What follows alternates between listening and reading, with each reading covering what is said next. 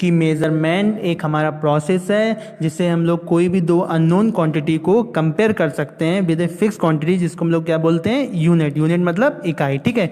Without measurement अगर हम लोग कोई भी चीज़ गैस करते हैं तो वो हमारा कैसा हो सकता है, रॉन्ग हो सकता है, ठीक है। देखो यहाँ पे आगे क्या लिखा हुआ है, इन एशियन टाइम्स, मतलब पहले के समय जो हमारे लोग थे वो मेजरमेंट के लिए अपने डिफरेंट बॉडी पार्ट्स को यूज़ किया करते थे, जैसे आर्म्स, ठीक है, हैंड और फुट, ठीक है, मतलब भुजाएं हो गई, आपका हाथ हो गया, आपके पैर हो गए, इन सब का भी यूज़ करते थे मेजरमेंट करने के लिए, मेजरिंग लेंथ, ठीक है।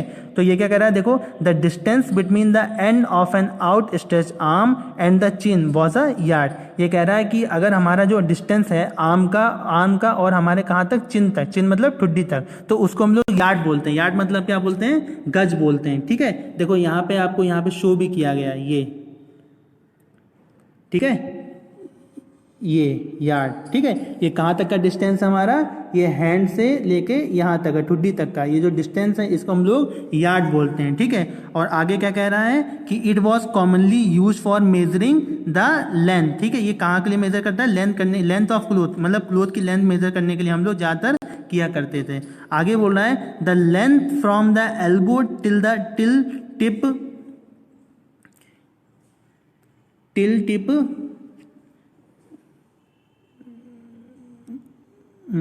देखो यहाँ पे क्या बोल रहा है, the length of the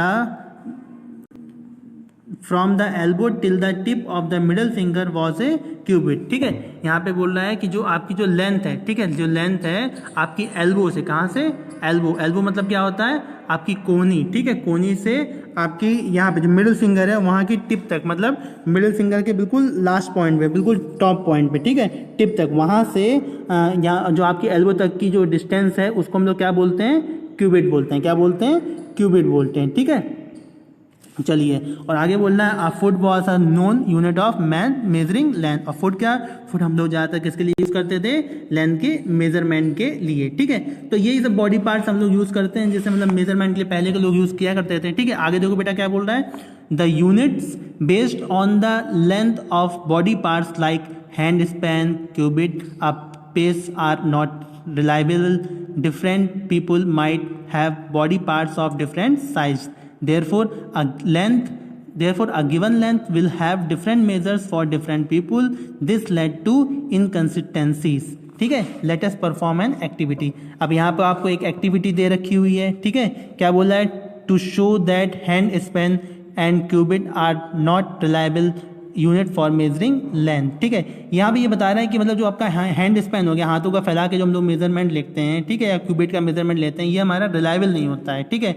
you will need a table. इस एक्टिविटी को करने के लिए आपको क्या चाहिए होगा, एक टेबल चाहिए होगा। आपने टेबल ले ली, ठीक है। प्रोसीजर क्या है, measure the length of your teacher's table with your hand span and cubit, ठीक है। आप अपने टीचर की जो टेबल है उसको आप मेजरमेंट लीजिए, किससे, अपने हैंड स्पैन से ले लो या फिर क्यूबिट से ले लो, ठीक है।